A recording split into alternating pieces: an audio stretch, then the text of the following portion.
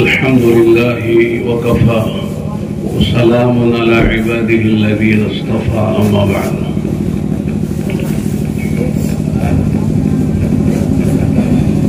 دوستو بزرگوں اور بھائیو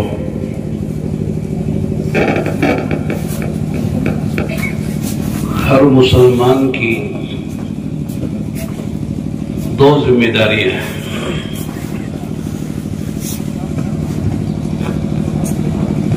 پہلی ذمہ داری یہ ہے کہ ہر مسلمان اپنے دین پر استقامت کے ساتھ چلے۔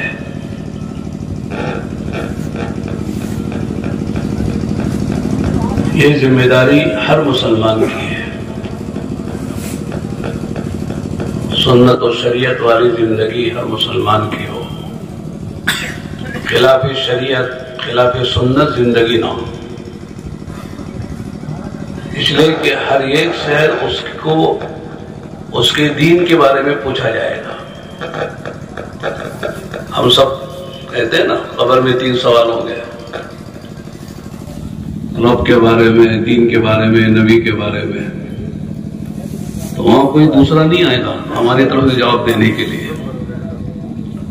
ہر ایک کو اپنا جواب دینا ہے، اپنا عقیدہ صحیح کرنا، عبادتیں صحیح کرنا، معاملات صحیح کرنا، معاشرت صحیح کرنا، اخلاق صحیح کرنا۔ ہر آدمی اس کا پابند ہے۔ اللہ تعالیٰ نے نبی سے فرمایا فَاسْتَقِمْ كَمَا أُمِرْتَ وَمَنْ تَابَ مَعَكَ۔ اے نبی، آپ استقامت کے ساتھ رہیے اپنے دین پر، اور وہ لوگ بھی جو آپ کے ساتھ ایمان لائے، وَمَنْ تَابَ مَعَكَ وَمَنْ آمَنَ مَعَكَ، کہ جو لوگ آپ پر ایمان لائے ہیں ان کی بھی یہی ذمہ داری ہے کہ وہ اپنے دین پر رہیں۔ تو ہر آدمی اپنا جائزہ لے، کوئی کسی کو نہ دیکھے، اپنا جائزہ لے کہ میں پورے دین پر ہوں، میرے عقائد کے بارے میں میرا حال کیا ہے، یقین کے بارے میں میرا حال کیا ہے، عبادات کے بارے میں میرا کیا حال ہے۔ اس لیے کہ دعوت جو ہے وہ برائے دعوت نہیں ہے، دعوت برائے عبادت۔ جیسے اذان برائے اذان نہیں ہے، اذان برائے نماز ہے۔ ایک آدمی اذان دے رہا ہے، نماز ہی نہیں پڑھتا ہے، نہیں ہے۔ اذان تو جہاں بھی ہے وہ نماز کے لیے ہے۔ تو دعوت جو ہے وہ برائے عبادت ہے۔ آدمی اپنا جائزہ لے، دیکھا میری نمازوں کا کیا حال ہے، فرائض تکبیر اولیٰ کے ساتھ، جماعت کے ساتھ مسجد میں میری نماز ادا ہو رہی ہے، اللہ کا شکر ہے، اللہ کا کرم ہے۔ میں صاحب نصاب ہوں تو میری زکوٰۃ ادا ہو رہی ہے، ایک ایک پائی کا حساب لگاتے ہیں، تو اللہ کا شکر ہے۔ مجھ پر حج فرض ہے، میں نے حج کر لیا ہے، تاخیر نہیں کی ہے، اللہ کا کرم ہے۔ رمضان کے روزے ہیں، اگر اہتمام رمضان کے روزوں کا ہے، کوئی شرعی عذر نہیں ہے تو روزہ نہیں چھوٹے گا۔ شرعی عذر الگ بات ہے، اس کی قضا بعد میں کی جائے گی۔ تلاوت ہے روزانہ کی، تسبیحات ہیں، اپنے نوافل کا اہتمام ہے، تہجد ہے، اشراق ہے، چاشت ہے، اوابین ہے، اپنی دعاؤں کا اہتمام ہے۔ اصل یہی چیزیں ہیں جو دعوت سے چاہی جاتی ہے۔ اگر آدمی مشورہ خوب کر رہا ہے، جماعتوں میں بھی نکل رہا ہے، رائے بھی دے رہا ہے، اجتماعات بھی آ رہا ہے، اور لگ رہا ہے کہ سب صف اول کا آدمی ہے، لیکن اپنی ذاتی زندگی میں صف اول سے پیچھے جا کے کوئی صف میں اس کی جگہ ہی نہیں ہے، تو ظاہر ہے کہ وہ لوگوں کو دکھا رہا ہے کہ صاحب ہم صف اول کے آدمی ہیں تبلیغ میں، لیکن ذاتی زندگی کے اعتبار سے کمی ہے۔ اس لیے کہتے ہیں کہ عمل میں حسن پیدا کرو، حسن عمل کی دعوت ہے۔ اللہ نے قرآن میں فرمایا خلق الموت والحیات لیبلوکم ایکم احسن عملا. موت کا حیات کا سلسلہ جو اللہ نے چلایا ہے ہر فرد کے لیے، اس لیے کہ ہر فرد الگ مرے گا، اپنی موت مرے گا. تو ہر ایک پیدا ہوگا، ہر ایک مرے گا. تو مرنا اور پیدا ہونا کیوں ہے؟ لیبلوکم ایکم احسن عملا، کہ اللہ چاہتے ہیں کہ تمہارا امتحان کرے کہ تم میں اچھا عمل کون کرتا ہے. صرف سر سے اتارنے والا عمل نہیں ہے. بس فقط نماز کا وقت ہے جلدی جلدی پڑھو، تو لوگ کہتے ہیں نا جلدی جلدی نماز پڑھو آرام سے کھانا کھائیں گے. ایسا نہیں ہے، جلدی جلدی کھانا کھاؤ آرام سے نماز پڑھیں گے. اگر بھوک لگ رہی ہے اور نماز کا بھی وقت ہے، نماز قضا نہیں ہوگی، حکم کیا ہے؟ جلدی جلدی کھانا کھاؤ تاکہ آرام کی، اطمینان کی، خشوع خضوع والی نماز پڑھ دو. بس لوگ کہتے ہیں صاحب جلدی نماز پڑھ لو آرام سے کھانا کھانا ہے. یہ ترتیب صحیح نہیں ہے، یہ غلط ہے. تو عمل میں حسن جو پیدا ہوتا ہے، پہلی بات یہ کہ عمل کی قبولیت کا دار و مدار ایمان پر ہے. ایمان کے بغیر عمل کا کوئی وزن نہیں ہے، کوئی قیمت نہیں ہے. ابا منصورہ، جیسے اڑتی ہوئی دھول اور غبار ہوتا ہے اس طرح اس کی کوئی قیمت نہیں ہے. عمل چھوٹا سے چھوٹا ہو، ایمان کے ساتھ ہو تو عمل مقبول ہے، قیمتی ہے. اس لیے شرط اول کیا ہے؟ اس نے عمل کے لیے ایمان. تو دوسری شرط کیا ہے کہ وہ عمل سنت کے مطابق ہو. آدمی بڑا مجاہدہ کر رہا ہے، بڑی قربانی دے رہا ہے، لیکن خلافی سنت ہے، تو لہذا اس کی کوئی قیمت اللہ کے ہاں نہیں ہے. تو عمل سنت کے مطابق ہو. بعض لوگ جو ہے بہت مجاہدے کرتے ہیں، بڑی قربانی دیتے ہیں، لیکن خلافی سنت ہے، اس لیے وہ وزن نہیں ہے، بلکہ الٹا آدمی کے پر وبال ہو جائے گا. اور جو آدمی سنت کے خلاف بدعت کے ساتھ عمل کرتا ہے وہ تو بہت خطرے میں ہے. علماء لکھتے ہیں کہ چور کو، شرابی کو، کبابی کو، زانی کو توبہ کی توفیق ہو جاتی ہے، لیکن بدعتی کو نہیں ہوتی. کیوں نہیں ہوتی؟ اس لیے کہ بدعت کو سنت سمجھ رہا ہے، عبادت سمجھ رہا ہے. تو ظاہر ہے کہ جب آدمی کسی عمل کو عبادت سمجھے تو وہ کیوں کرے گا اس سے؟ شرابی کو پتا ہے کہ صاحب میں نے شراب پی گناہ ہے، چور کو پتا ہے کہ میں نے چوری کے تو گناہ ہے، تو اسے احساس ہے اپنے گنہگار ہونے کا، اپنے مجرم ہونے کا، اس لیے اسے توبہ کی توفیق ہوگی. لیکن جو آدمی جس عمل کو گناہ سمجھ ہی نہیں رہا بلکہ عبادت سمجھ رہا ہے تو توبہ کیوں کرے گا وہ؟ اس لیے بدعتی کو توبہ کی توفیق عام طور سے نہیں ہوتی الا ماشاء اللہ. تو سنت کے مطابق عمل. تیسری چیز یہ ہے کہ اس عمل میں مداومت ہو. مداومت کا تو کیا پابندی ہو. یعنی کہ جی چاہا تو کر لیا، جی رہا چھوڑ دیا. آج جی چاہ رہا ہے تہجد پڑھنے کو 12 رکعت پڑھ لیے، اور جی نہیں چاہا تو 12 دن چھوڑ دیا، 2 رکعت بھی نہیں پڑھی. 2 ہی پڑھو، روزانہ پڑھو. احب الاعمال الى اللہ ما دیم علیہ ما داوم علیہ صاحبہ. اللہ تعالیٰ کے نزدیک محبوب عمل وہ ہے جس پر آدمی مداومت کرے، وَإِن قَلَّ، چاہے تھوڑا ہو، اس کی تاثیر ہے. تو عمل میں مداومت ہے. اور بڑی چیز کیا ہے کہ عمل کی قبولیت کا دار و مدار نیت پر ہے. کس پر ہے بولو؟ نیت پر ہے. بعض مرتبہ نیت بھی اچھی ہوتی ہے، اکثر مرتبہ اور عمل بھی اچھا ہوتا ہے، یہ قبول ہے. بعض مرتبہ عمل بہت قیمتی ہے، بہت اچھا ہے، لیکن عمل نیت گڑبڑ ہو گئی، نیت میں فطور آ گیا، تو پھر وہ عمل کوئی قیمت نہیں رکھتا ہے. سنی ہے نا حدیث حضرت ابو ہریرہ والی، شہید کی، سخی کی، عالم کی کتنے بڑے عمل ہیں. شہادت کا جام پیا، سخاوت کے دریا لٹائے اور علم کو دنیا میں عام کر دیا. بہت بڑے عمل ہیں، اس سے بڑے عمل کیا ہو سکتے ہیں؟ لیکن وہ عمل مردود کیوں ہے؟ اس لیے کہ عمل میں گڑبڑ ہو گئی، نیت میں گڑبڑ ہو گئی. تو نیت صحیح ہونی چاہیے. عمل چاہے آدمی بڑا کرے یا چھوٹا کرے، لیکن نیت بہت شاندار. نیت کیا ہے بولو؟ آپ پوچھیں گے بڑا کیا نیت کرنا چاہیے؟ بس نیت یہ ہے کہ اس عمل سے مجھے اللہ کو راضی کرنا ہے، اور اللہ راضی ہو جائیں گے تو میرا آخرت بن جائے گی، اور کچھ نہیں چاہیے. نہ مال چاہیے، نہ مقام چاہیے، نہ جاہ چاہیے، نہ وہوہ چاہیے، نہ سنا چاہیے، نہ شہرت چاہیے، کچھ نہیں چاہیے. بس اللہ کی رضامندی، خوشنودی، اور اللہ راضی ہو جائیں گے تو اصل جو مسئلہ ہے آخرت کا وہ میرا مسئلہ حل ہو جائے گا.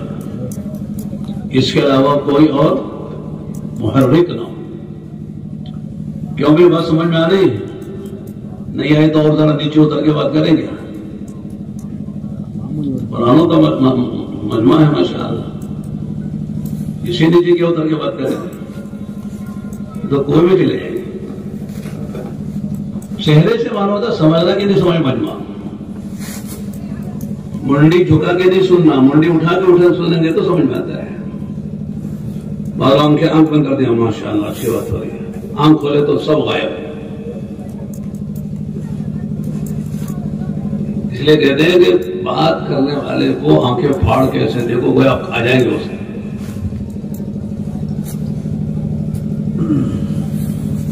آج جمعہ ہے، جلدی سے بات ختم کرنی ہے. جمعہ کی تیاری بھی ہے، مجلس بھی ہے، لمبی بات نہیں کریں. آپ یہ صبح سے انہوں نے لیا، ابھی دوسری مجلس سے آگے بڑھ گئے، پتہ نہیں کب چھوڑیں گے. میں مختصر بات کروں گا، زیادہ لمبی بات نہیں ہے. تو نیت جو ہے بہت قیمتی چیز ہے، بہت اہم چیز ہے. آدمی کو جو ملتا ہے دو چیزوں سے ملتا ہے، ایک عمل سے اور ایک نیت سے. آدمی صرف نیت کرے عمل نہ کرے تب بھی نہیں ملے گا. عمل کر رہا ہے نیت نہیں کر رہا تب بھی کچھ نہیں ملے گا. ایک آدمی صبح ساجی سے لے کر غروب تک بھوکا رہتا ہے، پیاسا رہتا ہے، کوئی چیز کھاتا پیتا نہیں، جائز خواہشیں بھی وہ چھوڑ رہا ہے، لیکن نیت روزے کے لیے ملے گا. ارے بولو ملے گا. اور ایک آدمی روزے کی نیت تو کر رہا ہے لیکن کھا بھی رہا ہے، پھر بھی پی بھی رہا ہے. میری روزے کی نیت ہے، ملے گا.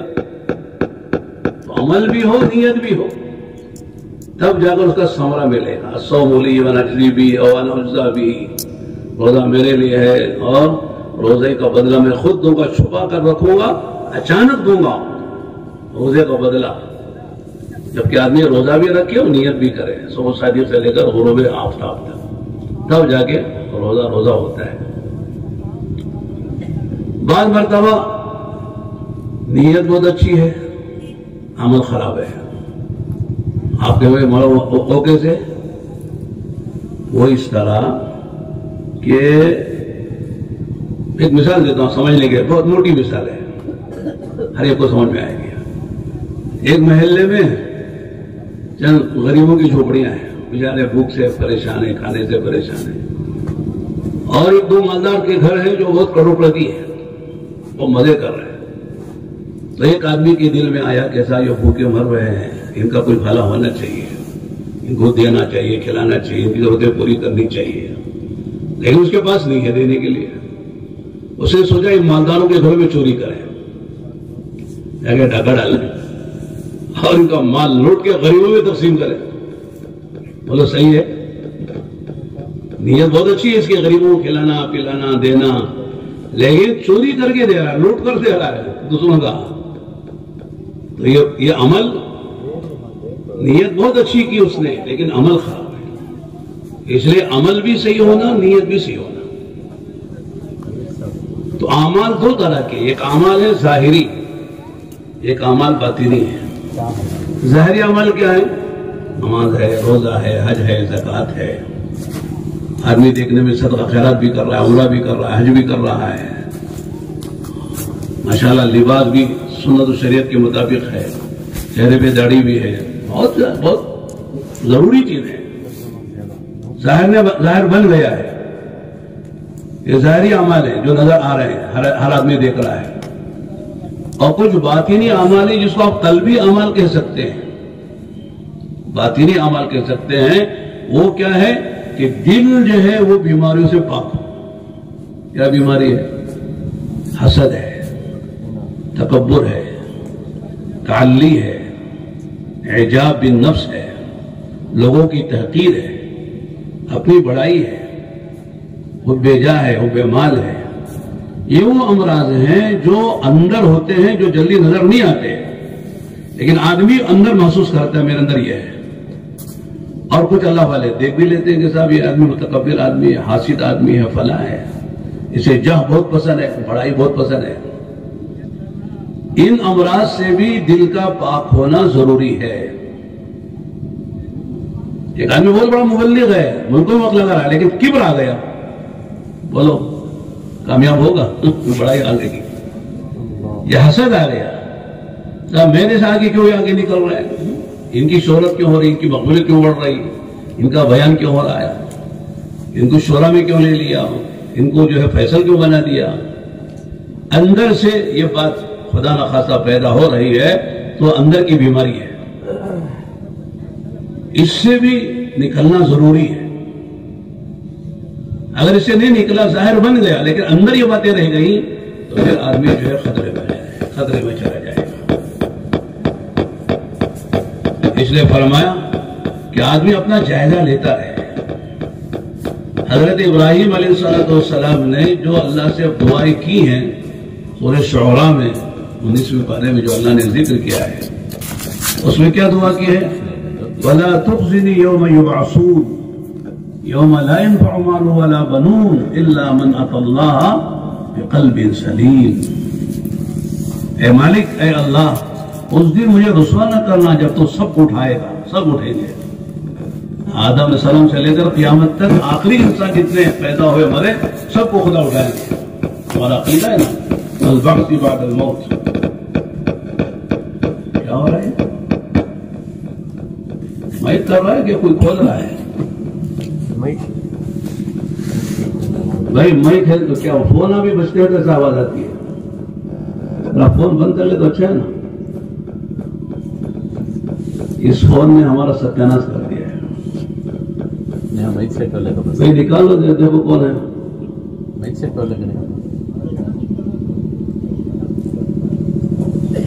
تھوڑی دیر کے لیے کرو، قربانی دو.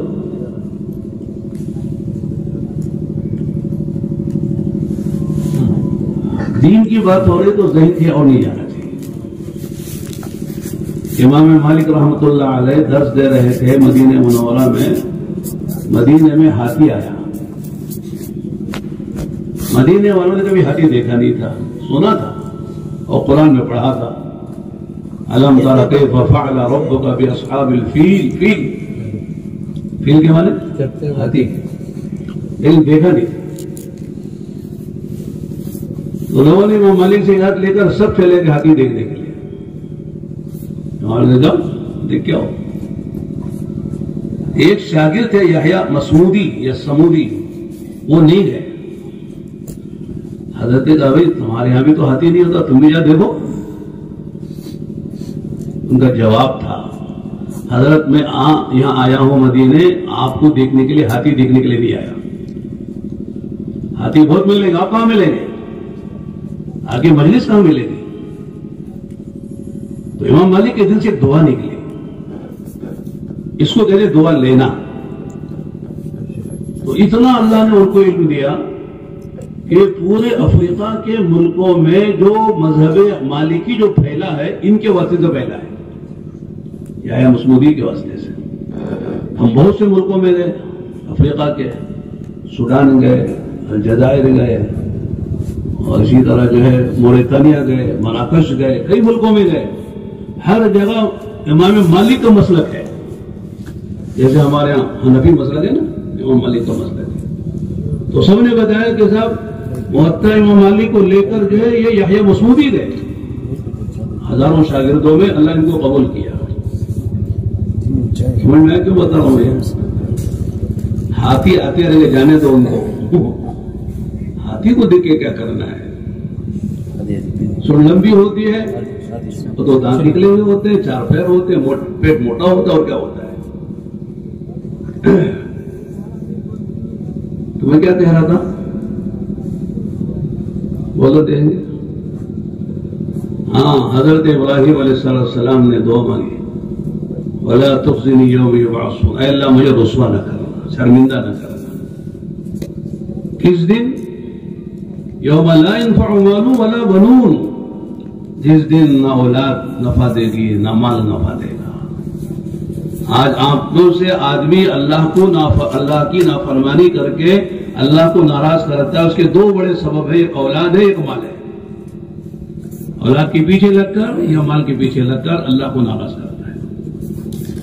تو کہا کہ یوم لا ينفع مال ولا بنون الا من اتى الله بقلب سلیم، لیکن وہ آدمی کامیاب ہوگا جو قلب سلیم لے کر آئے گا، یعنی تمام روگوں سے، تمام بیماریوں سے روحانی دل پاک لے کر آئے گا۔ جیسے دل میں شرک نہ ہو، کفر نہ ہو، نفاق نہ ہو، اس طرح اس دل میں کبر نہ ہو، حسد نہ ہو، اس دل کے اندر جو اعجاب بالنفس نہ ہو، لوگوں کی تحقیر نہ ہو، اپنی بڑائی نہ ہو، بلکہ عبدیت ہو، تواضع ہو، عاجزی ہو، انکساری ہو، امانت ہو، خیرخواہی ہو۔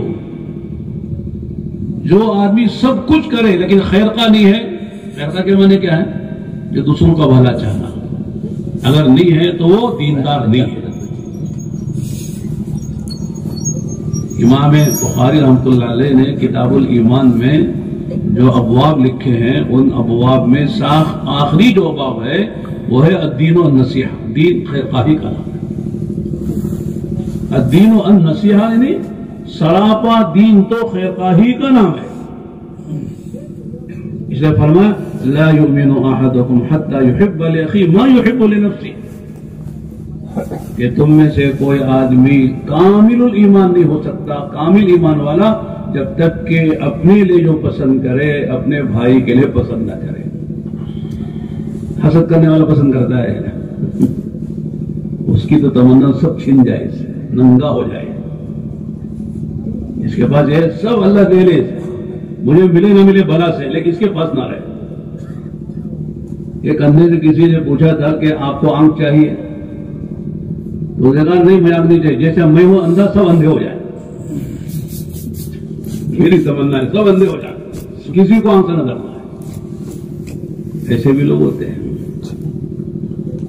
تو اور میرے دوستوں ایک بات تو عرض کرنی ہے کہ اس کا جائزہ ہر آدمی خود لے، کسی کو نہ دیکھے کون کیا کر رہا ہے، کس کے اندر حسد ہے، کس کے اندر کبر ہے، کس کے اندر جو فلاں بیماری ہے۔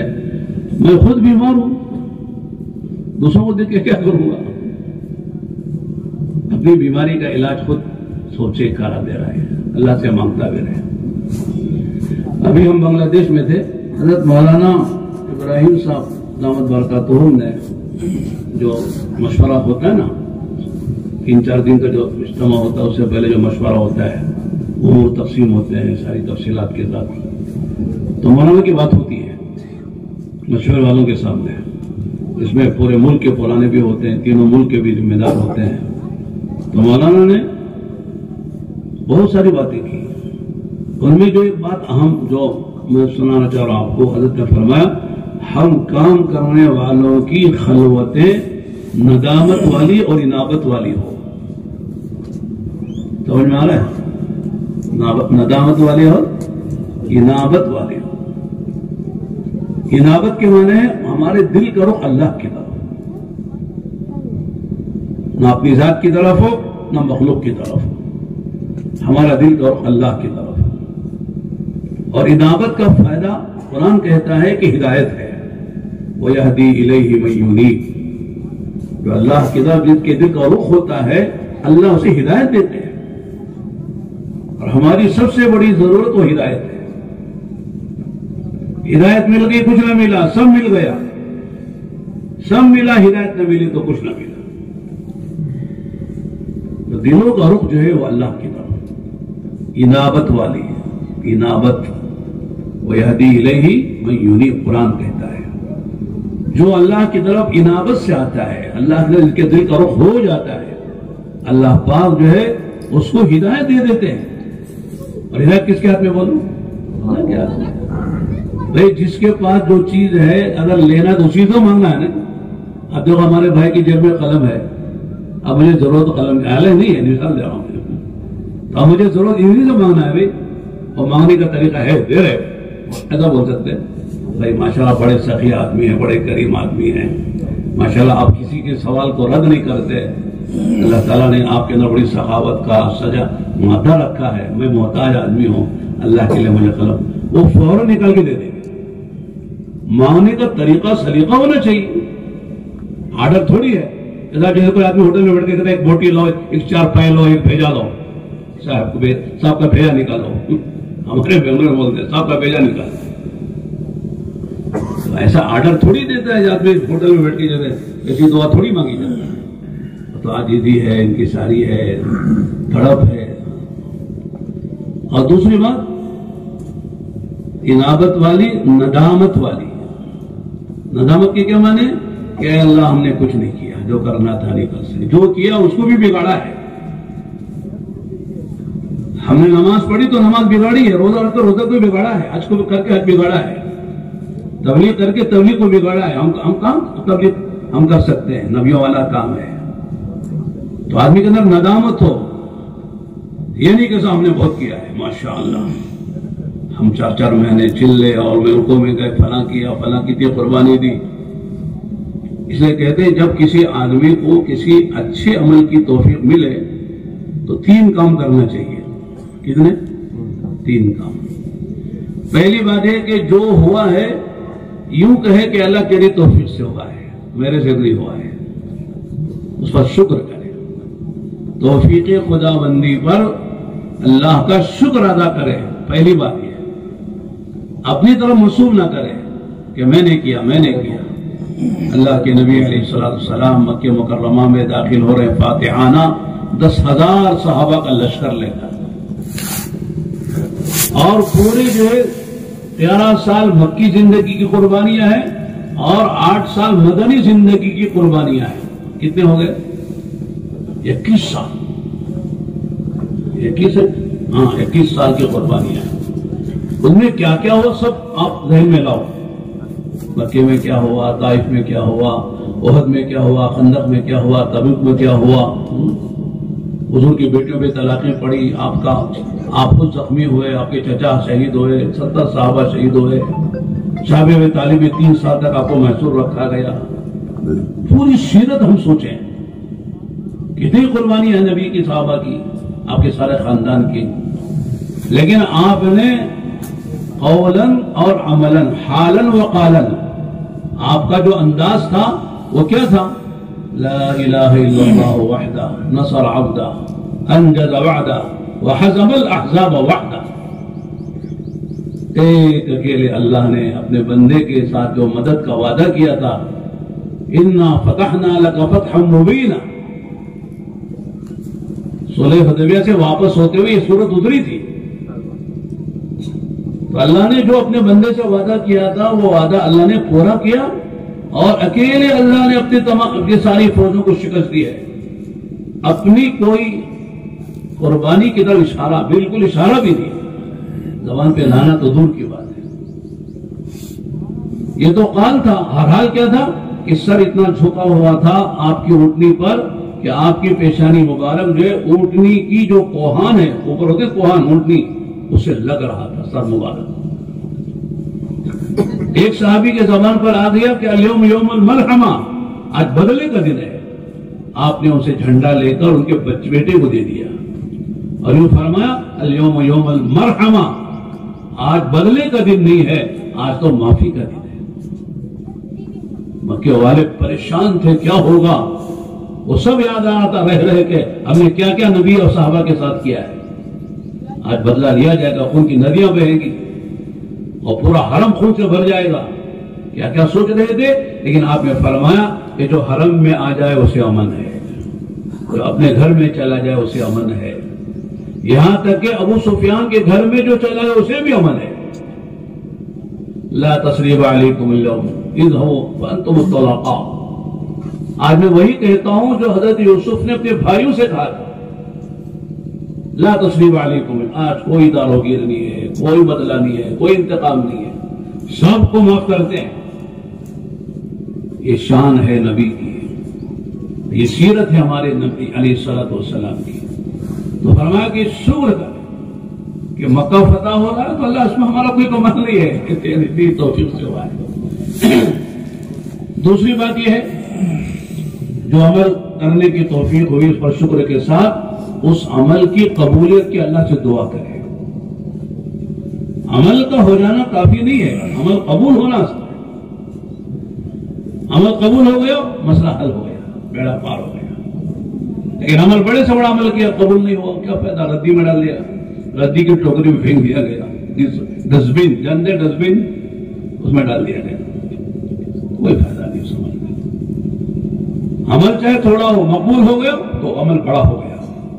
بڑا عمل ہے کہ مقبول نہیں ہو، اس کی کوئی قیمت نہیں ہوئی. اس لیے اللہ سے قبولیت کی دعا.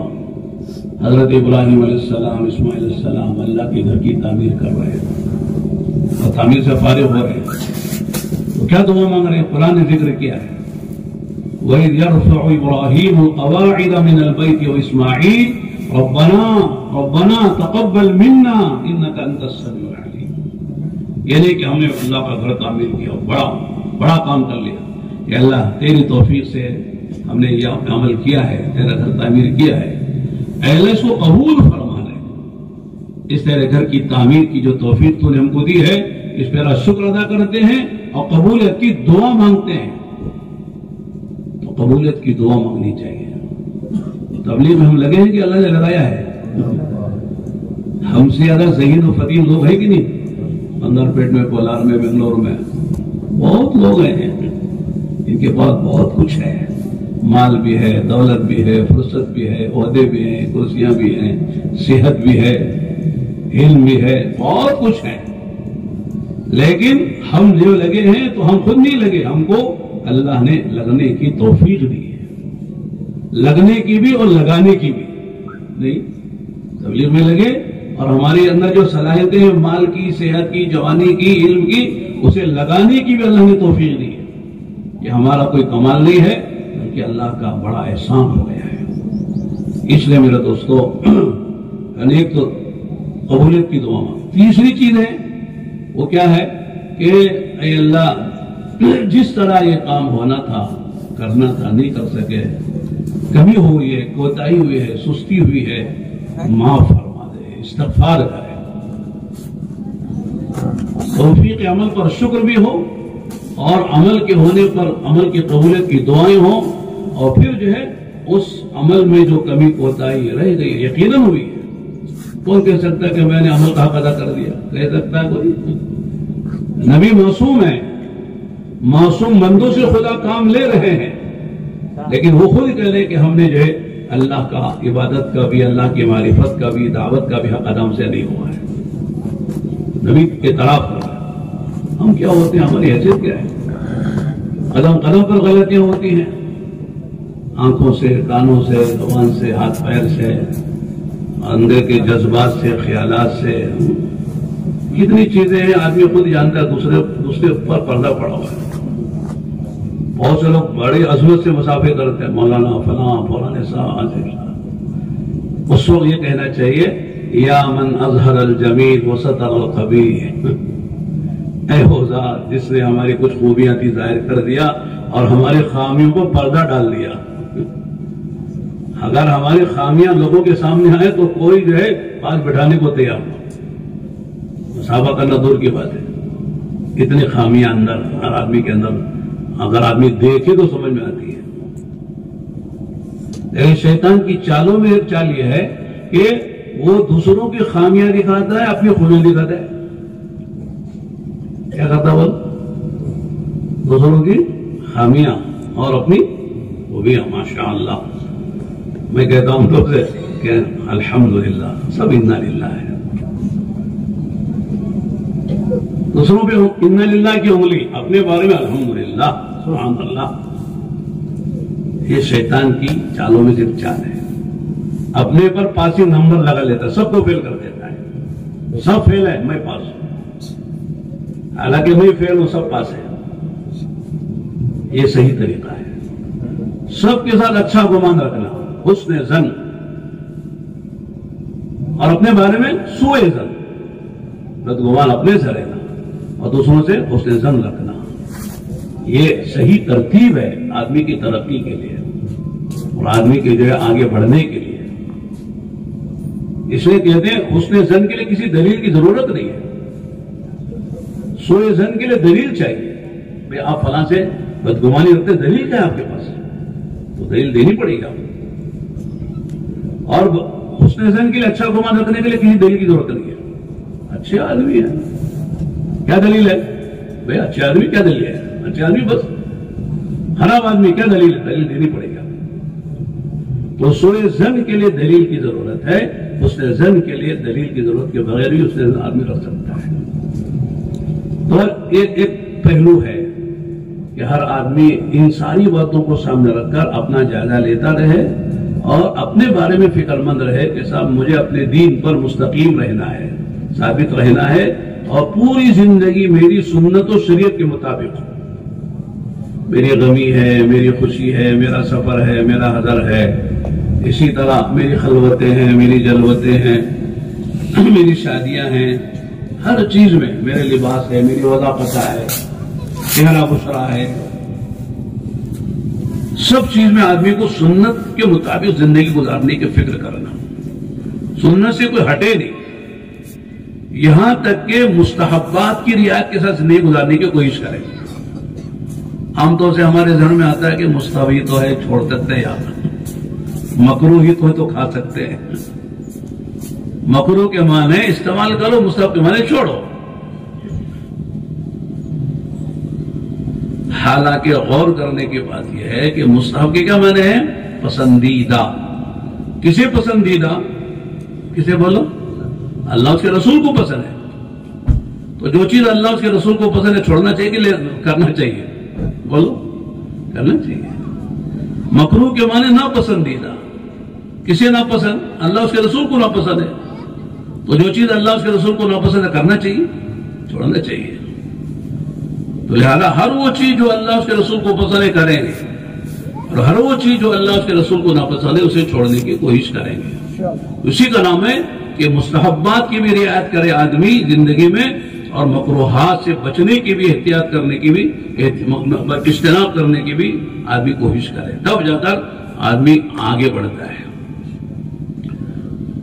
میں نے بات کہی تھی کہ دو ذمہ داریاں ہیں، ایک ذمہ داری کے بارے میں میں نے کچھ عرض کیا، دوسری ذمہ داری یہ ہے کہ اجتماعی طور پر ہم دین کے مددگار رہیں، اجتماعی زندگی میں ہم دین کے معین و مددگار بنیں۔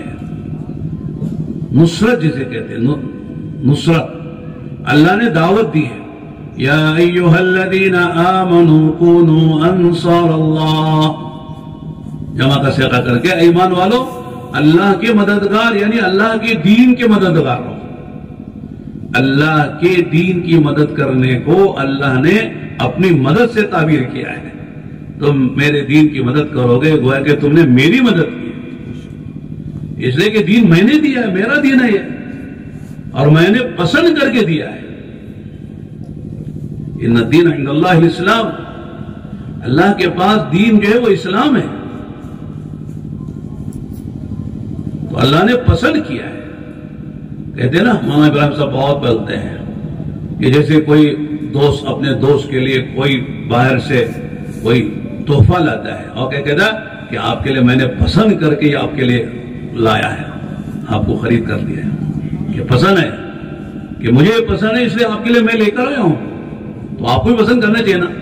وہ دوست پسند کر کے لا کے مجھے پسند نہیں ہے، تو بولو کیا اس پر کیا گزرے گی؟ دوست نے تو بڑی قربانی دے کر، بڑا پیسہ خرچ کر کے، پسند کر کے آپ کے لیے گھڑی ہے، جو بھی چیزیں، موبائل گھڑی جیسے آج کل ہے، آپ کہتے ہیں کیا یار مجھے پسند نہیں ہے، تو کیا بولے گا آئندہ سے کچھ بھی نہیں لانا، اتنا لایا تو اللہ نے دین پسند کر کے دیا۔ وَرَضِيتُ لَكُمُ الْإِسْلَامَ دِينًا، رضیت قرآن میں نے پسند کر کے تم کو دین دیا اسلام، اور ہم کہتے صاحب پسند نہیں ہے، زبان سے نہیں کہتے لیکن عملاً مولانا نے یہ بات بھی کہی تھی وہاں کہ آدمی کی زندگی اگر خلاف سنت ہے تو امام غزالی نے لکھا ہے کہ آدمی کے اندر چھپا ہوا کفر ہے. بہت بھاری بات ہے. اگر آدمی کی عملی زندگی خلاف سنت ہے تو مطلب ہے کہ اندر چھپا ہوا کفر ہے. ایک ظاہری کفر جو کافروں میں ہوتا ہے، ایک چھپا ہوا کفر ہے جس کی زندگی خلاف سنت ہے. اگر واقعی نبی سے محبت ہوتی تو عمل بھی سنت کے مطابق ہوتا. عمل خلاف سنت اس کا مطلب کہ اندر وہ جو بات ہونی چاہیے نبی کے بارے میں وہ نہیں ہے. تو اور نصرت کی بات ہے. نصرت کسے کہتے ہیں؟ زمین کو پانی دینا. جب زمین کو پانی دیا جاتا ہے تو زمین کے اندر کی جتنی سوغاتیں ہیں، جتنی نعمتیں ہیں، سب باہر آتی ہیں. جس زمین میں گھاس ہوتی ہے وہ گھاس نکالتی ہے، جس زمین میں غلہ ہوتا ہے وہ غلہ پیدا کرتی ہے. کہیں جو چاول ہوتا ہے، کہیں راگی ہوتی ہے، کہیں گیہوں ہوتا ہے، اور بعض زمینوں میں زعفران نکلتی ہے. اس طرح پانی دینے سے زمین کے اندر کی جو برکتیں نعمتیں وہ باہر آتی ہیں. اس طرح دین کی نصرت کرنے سے میرے دوستو عجیب عجیب لوگ دین کے لیے کھڑے ہو جائیں گے. حدیث میں آتا ہے نا، الناس معادن کمعادن الذهب والفضة. لوگوں کی مثال ایسی ہے جیسے سونے چاندی کی کانیں ہیں، وہ اندر دبی ہوئی ہیں. تمام جو خزانے ہیں زمین کے اندر دفن ہیں، مٹی میں دبے ہوئے ہیں. لیکن جب اس کو کھودا جاتا ہے، اس کی صفائی ہوتی ہے اور پھر اس کو جو اس میں نکھار آتی ہے تو وہی سونا جو ہے گلے کا زیور بنتا، کانوں کا زیور، ہاتھوں کا زیور. بادشاہوں کے ماشاءاللہ تاج میں وہ لگتا ہے سونا، لاکھوں کروڑوں میں بکتا ہے. ورنہ تو وہ زمین کے اندر دفن تھا، اس کی کوئی قیمت نہیں تھی. اس طرح لوگوں میں بڑی صلاحیتیں، عجیب عجیب صلاحیتیں ہیں، اور ہم کو ہر صلاحیت کی ضرورت ہے. نہیں کہ بیان کرنے والے کی، بیان کرنے والا تو خطرے میں ہے. تو مولانا بہت اچھا بیان کرتے ہیں، فلاں صاحب بڑا اچھا بیان کرتے ہیں، ماشاءاللہ مزہ آتا ہے ان کے بیان سننے میں. اس کا دل پھول جاتا ہے، اپنے کو خطرے میں پڑ جاتا ہے. تو بیان کرنا ایک کام نہیں ہمارے یہاں، بیان ایک ضرورت کی چیز ہے. اگر بیان کے بغیر، تشکیل کے بغیر، ترغیب کے بغیر تشکیل ہو جائے تو بیان نہیں کریں گے. نہیں بیان جو ہے وہ برائے ترغیب ہے اور ترغیب برائے تشکیل ہے. کیا بھائی بیان کس کے لیے ہے؟ ترغیب کے لیے. ترغیب کیوں ہے؟ تشکیل کے لیے. اگر جو ہے بغیر ترغیب کے تشکیل ہو جائے، بھائی تیار ہوئے، کون تیار ہے بولو ملکوں کے لیے؟